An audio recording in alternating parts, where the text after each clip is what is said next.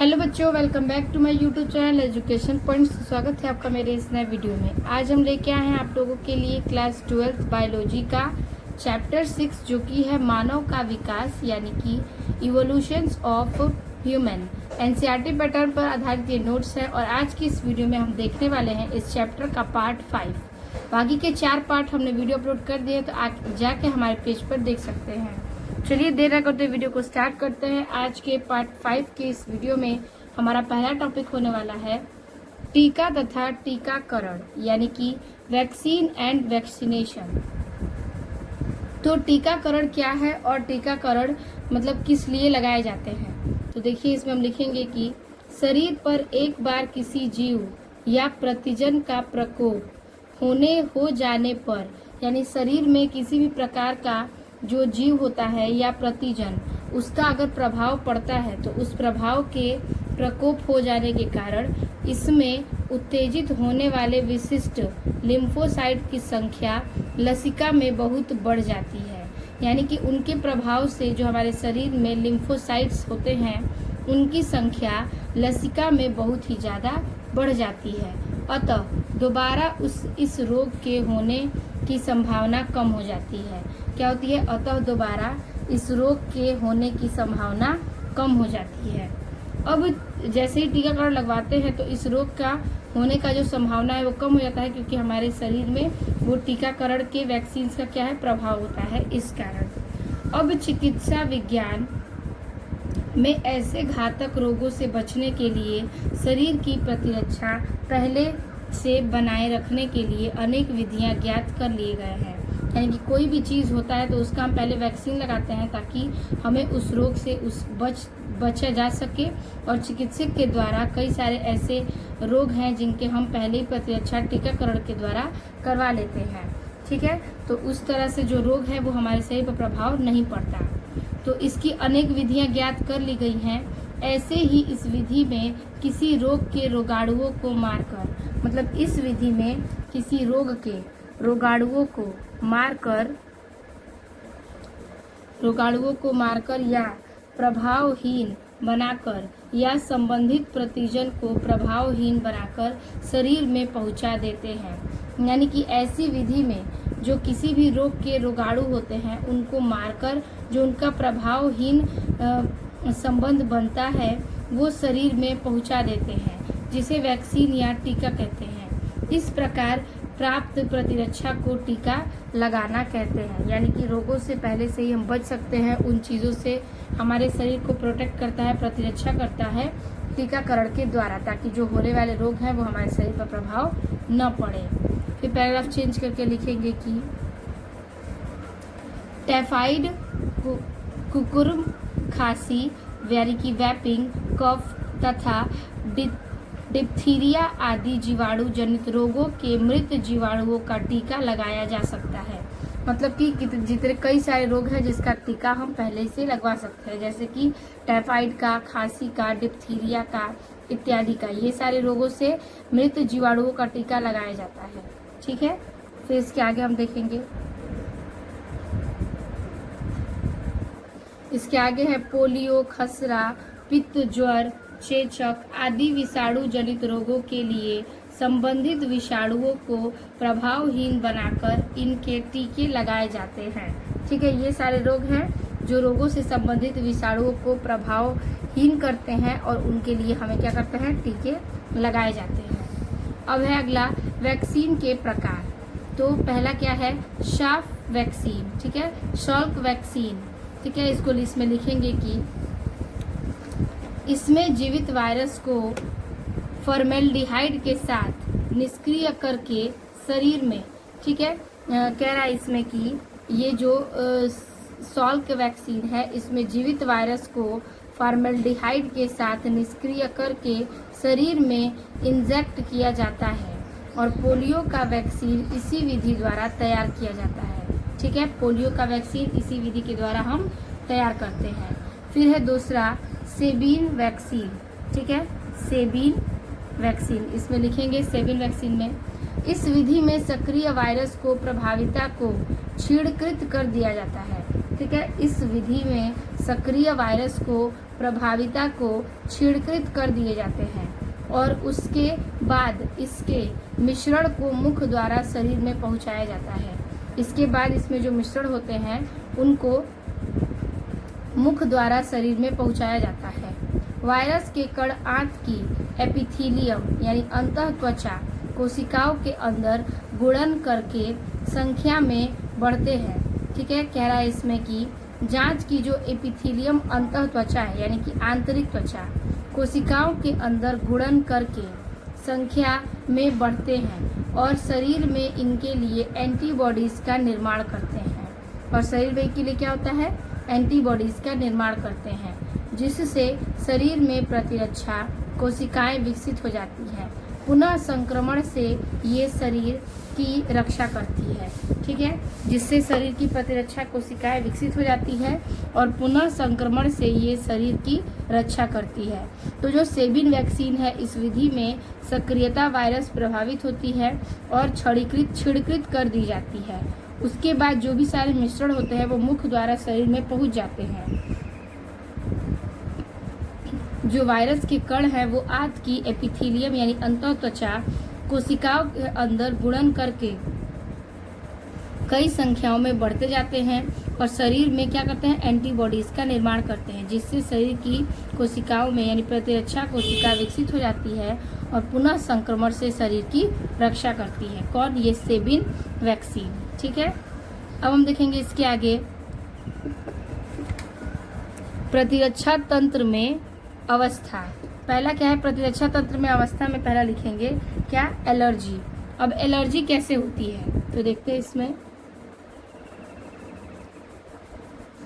Allergy में लिखेंगे कि किसी एंटीजन या पर्यावरणीय पदार्थ के प्रति प्रतिरक्षा तंत्र की अतिक्रियाशीलता एलर्जी कहलाता है। यानी कि किसी एंटीजन में जो पर्यावरणीय पदार्थ शामिल होते हैं उसके प्रति प्रतिरक्षा तंत्र में अतिक्रियाशीलता एलर्जी कहलाता है। यानी कि जो इन्वायरमेंट होता है उससे लोगों को धूल धक्कड़ से या गंदगी से तुरंत एलर्जी हो जाती है, जो एंटीजन एलर्जी प्रतिक्रिया उद्दीपन कहते हैं। इसे हम क्या कहते हैं? एंटीजन एलर्जी प्रतिक्रिया उद्दीपन। ठीक है, उन्हें एलर्जी कहते हैं। एलर्जी IgE एंटीबॉडीज के उत्पादन को प्रेरित करता है। जो एलर्जन है वो IgE यानी एंटीबॉडीज के उत्पादन को क्या करता है? उत्प्रेरित करता है। और IgE एंटीबॉडीज संयुक्त उत्तक को मास्ट कोशिकाओं से जोड़ता है। जो IgE एंटीबॉडीज संयुक्त उत्तक है उसको वो मास्ट कोशिकाओं से जोड़े रखता है।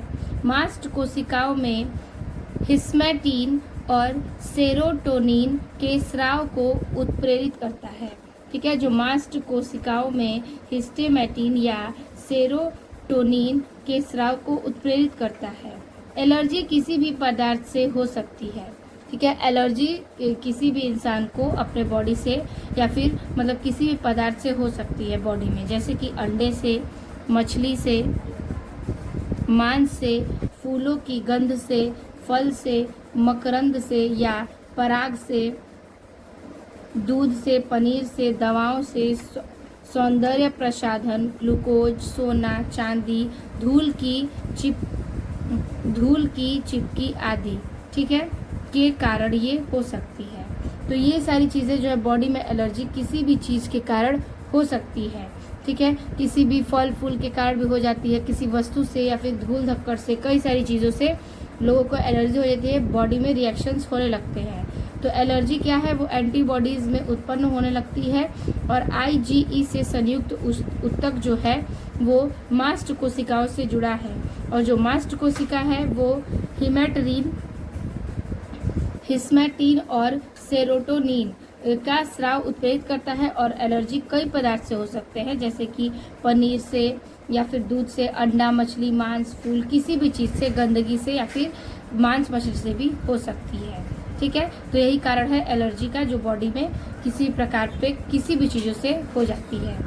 अगला है दूसरा, स्व प्रतिरक्षा रोग। ठीक है, स्व प्रतिरक्षा रोग क्या है? तो यह प्रतिरक्षा तंत्र की अवस्था है जिसमें प्रतिरक्षा तंत्र बाह्य अणुओं को नष्ट करने के बजाय अपनी ही कोशिकाओं को नष्ट करने लगता है। यानी कि ये प्रतिरक्षा तंत्र है कि प्रतिरक्षा तंत्र की अवस्था है जिसमें प्रतिरक्षा तंत्र बाह्य अणुओं को नष्ट करने के बजाय, यानी बाहरी अणुओं को नष्ट करने के बजाय, यानी कि उसको छोड़कर क्या करता है, अपनी ही कोशिकाओं को नष्ट करने लगता है। यानी कि बाहरी कोशिकाओं को छोड़कर स्व प्रतिरक्षा यानी कि अपनी ही कोशिकाओं को नष्ट करने लगता है, जिसके परिणाम घातक होते हैं। ये रोग स्वयं के एंटीजन पर निर्भर करते हैं, यानी कि शरीर में जो एंटीजन है तो ये स्वयं के ही एंटीजन पर निर्भर करते हैं और बाहरी कोशिकाओं को नष्ट नहीं करते, बल्कि खुद की अंदर की कोशिकाओं को नष्ट करने लगते हैं। इसे हम स्व प्रतिरक्षा रोग कहते हैं। एग्जाम्पल में देखेंगे, एग्जाम्पल में स्वतः एंटीजन आरबीसी होने पर, ठीक है, आरबीसी होने पर प्रतिरक्षा तंत्र आरबीसी यानी रेड ब्लड सेल्स को नष्ट करने लगता है, जिससे दीर्घकालिक अरक्तता रोग होता है। यकृत कोशिकाएं नष्ट होने पर दीर्घकालिक हिपेटाइटिस रोग होता है। ठीक है, यानी कह रहा है कि यकृत कोशिकाओं को नष्ट होने पर दीर्घकालिक यानी हिपेटाइटिस रोग भी होता है। अब देखेंगे हम तीसरा कह रहा है प्रतिरक्षा न्यूनतम रोग। इसमें होगा कि प्रतिरक्षा न्यूनतम रोगों में टी लिम्फोसाइड और बी के बारे में हमने बताया था, तो वही कह रहा है कि प्रतिरक्षा जो न्यूनतम रोग है वो टी लिम्फोसाइड्स तथा बी लिम्फोसाइड्स की कमी से होता है। अतः इस प्रकार के व्यक्ति सभी संक्रमित रोगों के प्रति सुग्राही होते हैं। यानी कि जो टी लिम्फोसाइट्स है और बी लिम्फोसाइट्स है कमी होती है, और इस प्रकार के व्यक्ति सभी संक्रमित रोगों के प्रति क्या होते हैं, सुग्राही होते हैं। अब देखिए अगला है, मोस्ट इम्पोर्टेंट है,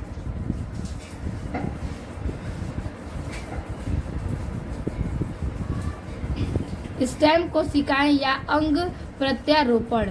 ठीक है, स्टेम कोशिकाएं या अंग प्रत्यारोपण, जिसमें पहला है स्टेम कोशिकाएं।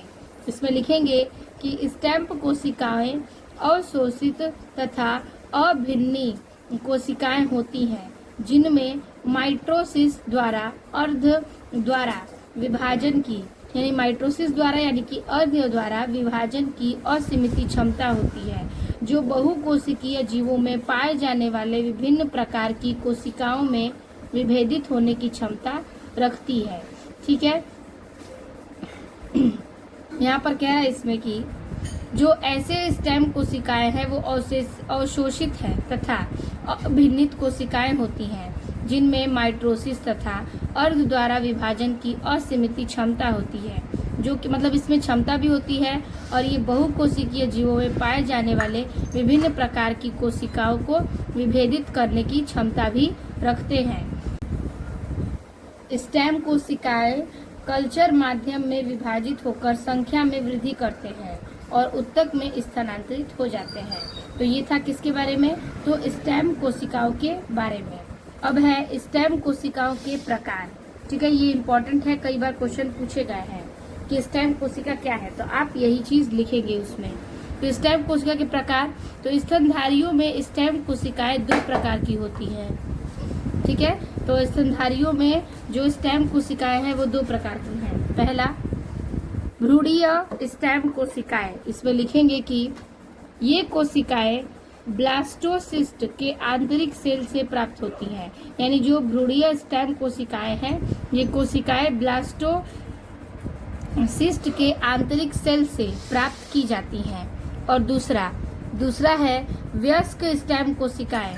तो वयस्क स्टेम कोशिकाएं विभिन्न ऊतकों में पाई जाने वाली बहुत शक्त कोशिकाएं होती हैं। ठीक है, जो वयस्क स्टेम कोशिकाएं हैं वो विभिन्न ऊतकों में पाई जाने वाली बहुत ही शक्त कोशिकाएं होती हैं, और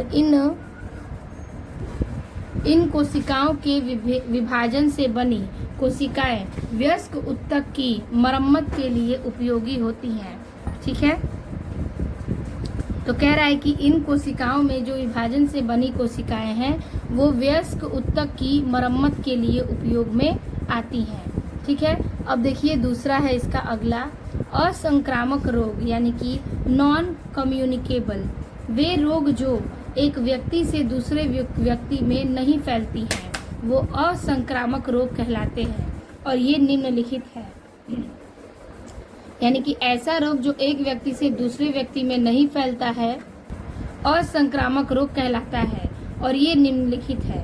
पहला मधुमेह रोग, दूसरा गठिया रोग, तीसरा कैंसर, चौथा हृदय वाहिका रोग इत्यादि। ठीक है, तो ये 4 प्रकार के ऐसे रोग हैं जो एक दूसरे के प्रति नहीं फैलते हैं। ठीक है, असंक्रामक रोग कहलाते हैं। ठीक है, तो अब देखिए पहला हम पढ़ेंगे इसमें क्या, कैंसर। कैंसर रोग के बारे में हम पढ़ेंगे, ये आपका मोस्ट इम्पॉर्टेंट है। तो देखिए इसमें लिखेंगे कि कैंसर एक अति पीड़ितदायी रोग है। ठीक है, कैंसर एक अति पीड़ितदायी रोग है और जिससे प्रति वर्ष लाखों व्यक्ति कालग्रस्त हो जाते हैं। ठीक है, कैंसर एक ऐसा पीड़ितदायी रोग है जिससे कैंसर के कारण कोशिका विभाजन अनियंत्रित हो जाता है तथा कोशिकाएं अविभेदित कोशिकाओं का एक ट्यूमर बना लेता है।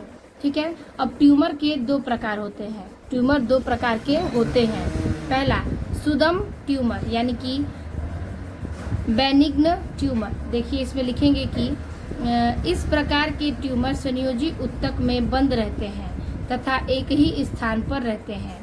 यानी इस प्रकार के जो ऊतक है यानी ट्यूमर है वो संयोजी ऊतक में बंद हो जाते हैं तथा एक ही स्थान पर रहते हैं। और दूसरा है दुर्दम ट्यूमर यानी कि मैलिगेंट ट्यूमर। इस प्रकार के ट्यूमर को कोशिकाएं रुधिर तथा लसिका के साथ संचित होकर, यानी इस प्रकार का जो ट्यूमर है वो कोशिका रुधिर तथा लसिका के साथ संचित होता है और संचित होकर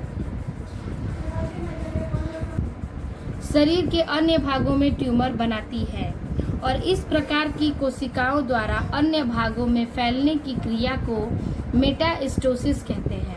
ठीक है, इस प्रकार की फैलने की क्रिया को हम मेटास्टेसिस कहते हैं। नोट, दुर्दम ट्यूमर के वृद्धि को मेटाप्लास्टिक कैंसर या द्वितीयक कैंसर कहते हैं। ठीक है, इसे हम मेटाप्लास्टिक कैंसर या द्वितीयक कैंसर कह सकते हैं। अब देखेंगे कैंसर के प्रकार। वो ट्यूमर था, अब ये है कैंसर के प्रकार। तो देखिए पहला है सार्कोमा। ठीक है, सार्कोमा इस प्रकार की दुर्दम वृद्धि भ्रूणीय मेसोडर्म से होती है। यानी जो सार्कोमा होती है इस प्रकार के कैंसर, वो कह रहा है कि इसकी वृद्धि भ्रूणीय मेसोडर्म से होती है, जैसे अस्थि, संयोजी ऊतक, पेशी या लिम्स ग्रंथि के द्वारा। दूसरा है फार्सिनोमा। ठीक है, फार्सिनोमा इसमें लिखेंगे कि एपिथेलियम ऊतक या त्वचा की दुर्दम वृद्धि को कार्सिनोमा कहते हैं। ठीक है, कार्सिनोमा कहते हैं, जैसे त्वचा, फेफड़ा, स्तन, अमाशय तथा अग्नाशय का कैंसर। ठीक है, कह रहा है कि एपिथेलियम जो ऊतक है वो त्वचा की दुर्दम वृद्धि के कार्सिनोमा कहते हैं, जैसे कि त्वचा में होती है, फेफड़ों में होती है, स्तन में होती है, अमाशय में होती है तथा अग्नाशय तथा कैंसर में होती है। ठीक है, अब देखिए तीसरा है क्या, ल्यूकीमिया। ल्यूकीमिया कौन सा कैंसर है? तो देखिए इसमें लिखेंगे कि यह रुधिर का कैंसर है जिसमें अस्थि मज्जा में कोशिकाओं को अनियंत्रित प्रचुर उद्भव के कारण रुधिर में ल्यूकोसाइट्स WBC यानी कि व्हाइट ब्लड सेल्स की संख्या में अत्यधिक वृद्धि होती है। ठीक है, तो ये कह रहा है कि ये जो रुधिर का कैंसर है इसमें अस्थि मज्जा में कोशिकाओं को अनियंत्रण प्रचुर उद्भव के कारण रुधिर में लिम्फोसाइट्स और WBC की संख्या में अत्यधिक वृद्धि होती है। ठीक है, फिर पैराग्राफ चेंज करेंगे। इनके अतिरिक्त कभी कभी छोटे बच्चों तथा शिशुओं में नेत्र में, किडनी में तथा प्रमस्तिष्क के दुर्दम ट्यूमर देखे गए हैं। यानी कि इसके अलावा जो छोटे बच्चे हैं उनके शिशुओं में जो नेत्र होता है, किडनी होता है, प्रतिमस्तिष्क होता है, उनमें दुर्दम ट्यूमर देखे गए हैं। यानी कि इन सारे रोगों को उन सारे छोटे बच्चों में पाए गए हैं। ठीक है, ज्यादातर अटैक तो ये बड़े बच्चों पर करता है, लेकिन कुछ छोटे बच्चों पर भी ये सारी चीजें प्रभावित की गई हैं। ठीक है, अब हम देखेंगे कैंसर के कारण।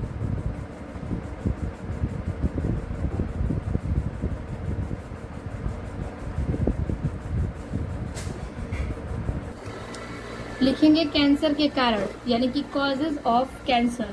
पहला है धूम्रपान यानी कि स्मोकिंग। कह रहा है सिगरेट बीड़ी पीने से फेफड़ों में कैंसर हो जाता है। इससे मुख, गले तथा लैरिक्स में भी कैंसर होने की संभावना बढ़ जाती है। ठीक है, तो धूम्रपान करने से यानी स्मोकिंग करने से, नशे करने से क्या होता है, कैंसर होने की संभावना और भी ज़्यादा बढ़ जाती है, क्योंकि इससे क्या होता है मुख के गले पर लैरिक्स में भी कैंसर होने की संभावना उत्पन्न होती है। दूसरा है तंबाकू चबाना यानी कि क्विलिंग ऑफ तंबाकू। ठीक है, इसमें लिखेंगे कि सुपारी तथा तंबाकू चबाने से मुख का कैंसर होता है और अपने देश में अधिक संख्या में मुख के कैंसर के एकमात्र यही कारण है। यानी कि मुख में जो कैंसर होता है उसका एकमात्र यही कारण है तंबाकू को मुंह से चबाना। ठीक है, अगला है तीसरा रसायनों का प्रयोग यानी कि यूज ऑफ केमिकल। अनेक रसायन शरीर में कैंसर उत्पन्न करते हैं। ये निकोटीन, कैफीन, कोयला, गाड़ी में से निकले धुएं आदि से हो सकता है। यानी जो रासायनिक होते हैं इन्वायरमेंटल, उसमें से जो निकोटीन या फिर कैफीन, कोयला, गाड़ी में से निकले हुए जितने भी सारे धुएं हैं, पेट्रोल हैं, उन सब से शरीर पर प्रभाव पड़ता है और उसके कारण भी अनेक प्रकार के शरीर में कैंसर उत्पन्न होने लगते हैं। ठीक है, अगला है क्षतिग्रस्त भाग तथा चोट। ठीक है, इसमें लिखेंगे कि शरीर के किसी भाग के अधिक समय तथा क्षतिग्रस्त रहने में भी कैंसर हो सकता है। ठीक है, तो कह रहा है कि जो शरीर में किसी भी भाग का अधिक समय तक रहना क्षतिग्रस्त रहने के लिए कैंसर उत्पन्न कर सकता है। तो किसी भी चोट को, कोई भी चोट अगर ज़्यादा देर तक शरीर पर प्रभाव रखता है तो उससे कई सारे रोग उत्पन्न हो सकते हैं, कैंसर भी उत्पन्न हो सकता है। एग्जाम्पल में दांत का कुछ भाग टूट जाने पर वह लगातार जीभ को उत्तेजित करता रहता है, जिससे जीभ को उत्तेजित भाग में कैंसर उत्पन्न हो जाते हैं। अगला है कैंसर का फैलाव। ठीक है, इसमें होगा कि शरीर में कैंसर निम्नलिखित प्रकार से फैल सकते हैं। पहला, किस प्रकार से फैलेंगे तो उसमें हम देखेंगे। पहला, किसी स्थान पर, इससे पहला लिखेंगे कि किसी भी स्थान पर कैंसर कोशिकाएं विभाजन करके ट्यूमर का रूप ले लेता है और यह ट्यूमर आसपास के ऊतकों के ऊपर फैलकर उन्हें नष्ट कर देता है। ठीक है, यानी कि किसी स्थान पर कैंसर कोशिकाएं जो हैं वो विभाजन कर ट्यूमर का रूप लेती हैं और यह ट्यूमर आसपास के ऊतकों के ऊपर फैलकर क्या करता है, उन्हें नष्ट करता है। दूसरा नंबर लिखेंगे, कभी कभी कैंसर कोशिकाएं ट्यूमर से पृथक होकर लिम्फ संचरण के साथ शरीर के अन्य भागों में पहुंचकर विभाजन शुरू कर देता है और इन्हें द्वितीयक वृद्धि या मेटास्टेशिया भी कहते हैं। इस प्रकार का कैंसर सबसे अधिक घातक होता है। ठीक है, इस प्रकार का जो कैंसर है वो सबसे अधिक घातक होता है। दूसरा है नोट्स। इसमें लिखेंगे कि अपने देश में स्त्रियों के गर्भाशय एवं स्तन ग्रंथियों का तथा पुरुषों के मुख तथा गले का कैंसर सामान्य रूप में पाया जाता है। यानी कि स्त्रियों में गर्भाशय और स्तन ग्रंथियों में कैंसर होता है और पुरुषों में मुख तथा गले का कैंसर सामान्य रूप से पाया जाता है। ठीक है, अब लिखेंगे हम इसके लक्षण। इसके लक्षण में लिखेंगे, पहला, शरीर के किसी भाग में गांठ का बनना, जैसे ओठ, जीभ या स्तनों में स्तन कैंसर के ही सामान्य रूप में पाया जाता है। ठीक है, ये इसका पहला पहचान है। दूसरा है जख्म या फोड़ा जो जल्दी नहीं भरता है। तीसरा, अनियमित रुधिर स्राव या रुधिर के समान द्रव्य का विसर्जन, विशेषकर स्त्रियों में रजनोनिवृत्ति के बाद होता है। चौथा, कब्ज का बना रहना या भूख न लगना। ये सारे क्या हैं, कैंसर के लक्षण हैं। अगला है उपचार। उपचार में लिखेंगे कि वैज्ञानिकों को अभी तक कैंसर का निश्चित इलाज नहीं मिल पाया है। आजकल शल्य चिकित्सा विकिरण चिकित्सा प्रभावित क्षेत्र को एक्स किरणों द्वारा अनावृत करके इम्यूनियोथेरेपी, ठीक है, इम्यूनियोथेरेपी तथा क्रीमोथेरेपी द्वारा कैंसर का इलाज करते हैं। ठीक है, इनके इलाज में जो वैज्ञानिक लोग हैं यानी डॉक्टर लोग हैं, चिकित्सा लोग हैं, वो चिकित्सा जो है वो प्रभावित क्षेत्र में एक्स किरणों द्वारा अनावृत्ति करके इम्यूनोथेरेपी और कीमोथेरेपी द्वारा कैंसर का इलाज करते हैं। ठीक है, अब हम देखेंगे नेक्स्ट किसके बारे में है, तो अगला भी इम्पोर्टेंट है, उपार्जित प्रतिरक्षा न्यूनता सिंड्रोम या एड्स के बारे में, यानी कि एक्वायर्ड इम्यूनो डिफिशियंसी सिंड्रोम यानी कि एड्स। ठीक है, सिंड्रोम एड्स, इसमें लिखेंगे कि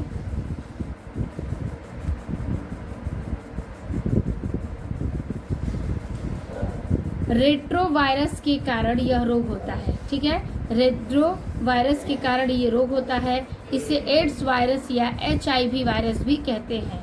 यह शरीर के, ठीक है, इसे हम एड्स वायरस या HIV वायरस भी कहते हैं, और ये शरीर के T4 लिम्फोसाइट्स कोशिका प्रतिरक्षा तंत्र को नष्ट या क्षीण करता है। ठीक है, ये कोशिका प्रतिरक्षा तंत्र को नष्ट या क्षीण करता है। अतः शरीर के क्षतिग्रस्त टी लिम्फोसाइट्स या कि ये शरीर के क्षतिग्रस्त टी लिम्फोसाइट्स या क्षारक कोशिकाएं रोगाणुओं संक्रमण का सम्मान करने में असफल रहती हैं और शरीर की प्रतिरक्षा क्षमता समाप्त हो जाती है। ठीक है, क्या होती है कि शरीर की प्रतिरक्षा भी समाप्त हो जाती है। ठीक है, तो ये हो गया आपका उपार्जित प्रतिरक्षा में जो एड्स होते हैं वो इसी प्रकार से होते हैं, और शरीर में क्षतिग्रस्त जो टी लिम्फोसाइट्स होते हैं या क्षारक कोशिका होती हैं उसको रोगाणु संक्रमण का सामना करना पड़ता है और वो असफल रहती हैं और शरीर की प्रतिरक्षा समाप्त हो जाती है। इसमें नोट्स में लिखेंगे कि HIV वायरस को सर्वप्रथम डॉक्टर मानटेंगनर ने सहलिंगी पुरुषों के लिम्फोनोड से अलग किया था और इसको LAV यानी लिम्फो एडिनोपैथी वायरस नाम दिया। दूसरा, ब्रिटेन के एब्राहम कॉपर्स ने इसे CLAV नाम दिया। ठीक है, और तीसरा, रॉबर्ट गैलो ने ह्यूमन टी सेल लाइकोटेफ्रिन वायरस यानी थर्ड की खोज की, जिसे HIV वायरस भी कहते हैं। तो ये इंपॉर्टेंट नोट्स में 3 पॉइंट्स थे जो आप इसे नोट करिएगा। MCQ में भी ये सारे क्वेश्चंस पूछे जाते हैं। अब लिखेंगे रोग का विस्तार। रोग का विस्तार क्या है कि एक अनुमान के अनुसार विश्व में लगभग 35 लाख लोग इस रोग से ग्रसित हैं और इनमें 15 लाख से अधिक लोग अकेले अमेरिका में हैं। ठीक है, यानी कि कह रहा है कि इसका अनुमान इतना है कि जो विश्व में 35 लाख हैं लोग इस रोग से ग्रसित हैं और 5 लाख लोग अकेले अमेरिका में भी रहते हैं इस रोग से ग्रसित होने के कारण। अगला है संचरण। इसमें लिखेंगे एड्स निम्न प्रकार से फैलता है। पहला, संक्रमित व्यक्ति के साथ यौन संपर्क द्वारा। दूसरा, सदूषित सिरिंज के प्रयोग द्वारा। तीसरा, अंग प्रतिरोपण द्वारा। चौथा, कृत्रिम वीर्य सेचन द्वारा। ठीक है, अब इसमें कुछ लाइनें लिखेंगे कि उपलब्ध आंकड़ों के अनुसार एड्स से पीड़ित रोगियों में से, ठीक है, उपलब्ध आंकड़ों के अनुसार जो एड्स से पीड़ित रोगी हैं उनमें से 75% एक ही लिंग के व्यक्तियों के बीच लैंगिक संबंध या एक से अधिक पुरुषों या स्त्रियों से सहवास करने वाले 70%, अतः सीरा इंजेक्शन द्वारा नशीली पदार्थ लेने वाले 2% रुधिर आधान से तथा शेष 6% अन्य कारणवश होते हैं।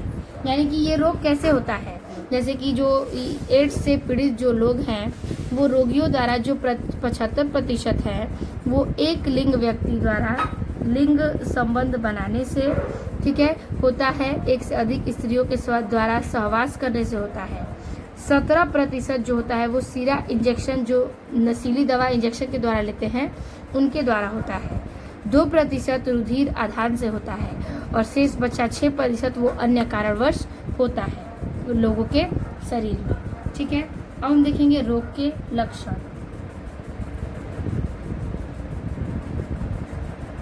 लिखेंगे रोगों के लक्षण। इसमें लिखेंगे पहला, रोगी को लगातार बुखार आना। दूसरा, लगातार दस्त लगाना। तीसरा, शरीर का भार कम होना। चौथा, लसिका गांठों में सूजन आ जाना। और पांचवा है रात्रि में पसीना आना। तो ये रोग के लक्षण है। अगर ऐसा कुछ होता है तो वो रोग का क्या है, लक्षण दिखाई पड़ता है। अगला है रोग जनकता। ठीक है, रोग जनकता। इसमें लिखेंगे एड्स का रोग विषाणु जनित रोग है। क्या है, जो एड्स रोग है वो विषाणु जनित रोग है। तो ये रोग विषाणु जनित रोग है। विषाणुओं द्वारा उत्पन्न अन्य रोगों की तरह एड्स का भी उपचार नहीं है, यानी कि कैंसर की तरह इसका भी कोई उपचार नहीं है। कई सारे रोग हैं जिसका कोई इलाज नहीं है, तो वैसे ही एड्स जो है वो रोगी की तरह अन्य रोगों में उत्पन्न होता है और एड्स का भी कोई उपचार नहीं है। किंतु इस विषाणु में एक विशेष बात यह है कि यह मनुष्य की प्रतिरक्षा तंत्र को ही नष्ट कर देती है। ठीक है, इसमें से यह बात है कि ये मनुष्य की प्रतिरक्षा तंत्र को ही नष्ट कर देती है। दूसरा है उपचार। उपचार, इस रोग के उपचार के लिए कोई निवारण नहीं है। ठीक है, इस रोग का उपचार के लिए कोई निवारण नहीं है। एक बार यह रोग होने पर व्यक्ति का बचना असंभव है, यानी कि ये रोग होने पर व्यक्ति ठीक नहीं होते बल्कि उनका बचना असंभव हो जाता है। फिर भी प्रतिरक्षा उत्तेजना वृद्धि द्वारा शरीर में इन विषाणु के निरोधक कोशिकाओं की संख्या में वृद्धि की जा सकती है और इनके लिए आजकल AZT यानी कि एजिडोथाइमिडाइन, ठीक है, थाइमिडीन नामक औषधि का प्रयोग किया जाता है। ठीक है, ये इस नाम की औषधि से उस रोग का नियंत्रण कर सकते हैं, लेकिन इसका कोई इलाज नहीं है कि वो पूर्ण रूप से ठीक हो सके। इस रोग से पीड़ित व्यक्ति असंभव ही है कि वह जीवित रहेगा। ठीक है, अगला है नियंत्रण, यानी कि इसको हम कैसे रोकेंगे। तो लिखेंगे कि लोगों को एड्स के घातक परिणामों की सूचना देनी चाहिए, यानी कि लोगों को हमें एड्स के घातक जितने भी सारे परिणाम हैं इनकी सूचना देनी चाहिए। दूसरा है इंजेक्शन लगाने वाली सिरिंज को एक बार प्रयोग करने के बाद फेंक देनी चाहिए। दूसरा है इसमें कि इंजेक्शन लगाने वाली सिरिंज को एक बार प्रयोग करने के बाद फेंक देनी चाहिए। जो इंजेक्शन का सीरीज होता है, सिरिंज जो होता है, उसको एक बार यूज करने के बाद उसे फिर दोबारा इस्तेमाल नहीं करना चाहिए।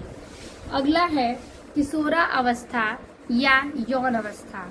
ठीक है, ये कुछ और रोग बचे हैं जो इसमें हमें पढ़ने हैं मानव के विकास में। ठीक है, तो इसमें लिखेंगे किशोरा अवस्था या यौनावस्था। इसमें होगा किशोरा अवस्था का मतलब है एक अवधि या यह प्रक्रिया, एक प्रक्रिया इस दौरान बालक समाज में अपनी सहभागिता के लिए अपनी वृत्ति तथा विकास के अनुसार परिपक्व होता है। इसमें कहने का अर्थ है कि जो किशोरा अवस्था का मतलब है कि जो अवधि या एक प्रतिक्रिया जो होती है, इस दौरान बालक समाज में अपनी सहभागिता के लिए अपनी वृत्ति तथा विकास के अनुसार परिपक्व रहता है। किशोरा अवस्था की उम्र लगभग 12 से 18 वर्ष के बीच की होती है और यह बचपन का प्रौढ़ता के बीच की कड़ी है, यानी कि 12 से 18 वर्ष के बीच किशोरा अवस्था होता है और ये बचपन की प्रौढ़ता की क्या होती है, वृद्धि होती है। तो इसमें कह रहा है कि जो प्रौढ़ता के बीच की ये कड़ी होती है, यह अवस्था मानसिक तथा मनोवैज्ञानिक विकास हेतु एक महत्वपूर्ण समय है। जिज्ञासा, जोखिम उठाने की प्रवृत्ति तथा उत्तेजना के प्रति आकर्षण आदि सामान्य कारण भी है। फिर पैराग्राफ चेंज करके लिखेंगे इसमें कि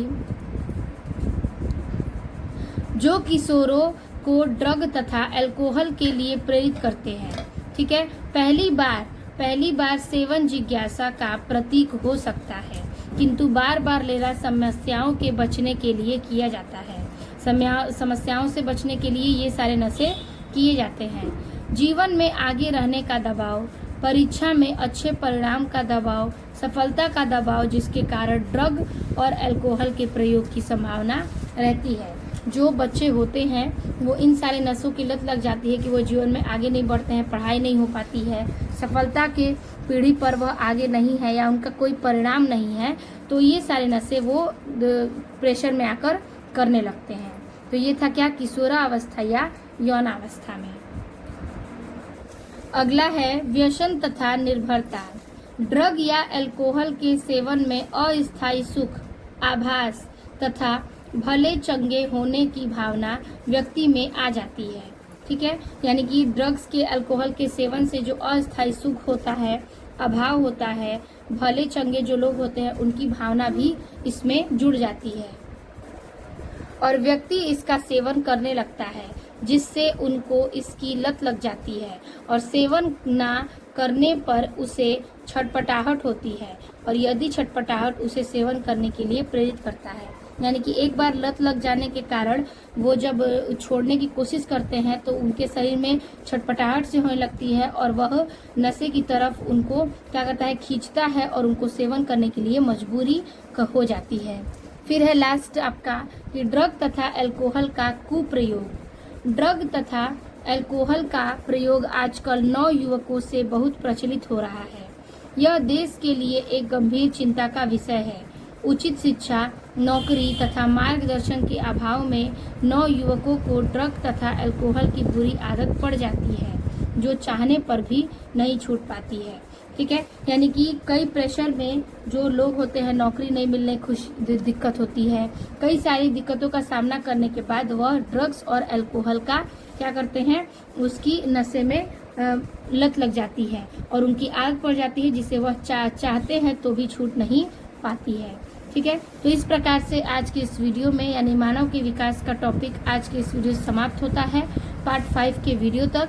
आई होप आपको वीडियो पसंद आई होगी और जितने भी सारे नोट्स हैं अपने कॉपी पे आप नोट करते जाइएगा। ये सारे इंपॉर्टेंट टॉपिक्स हैं और एनसीईआरटी पैटर्न पर आधारित नोट्स हैं। तो वीडियो अच्छी लगी तो लाइक कमेंट अपने दोस्तों को जरूर शेयर कीजिएगा। मिलते हैं आपसे नेक्स्ट चैप्टर में नए टॉपिक के साथ। तब तक के लिए धन्यवाद।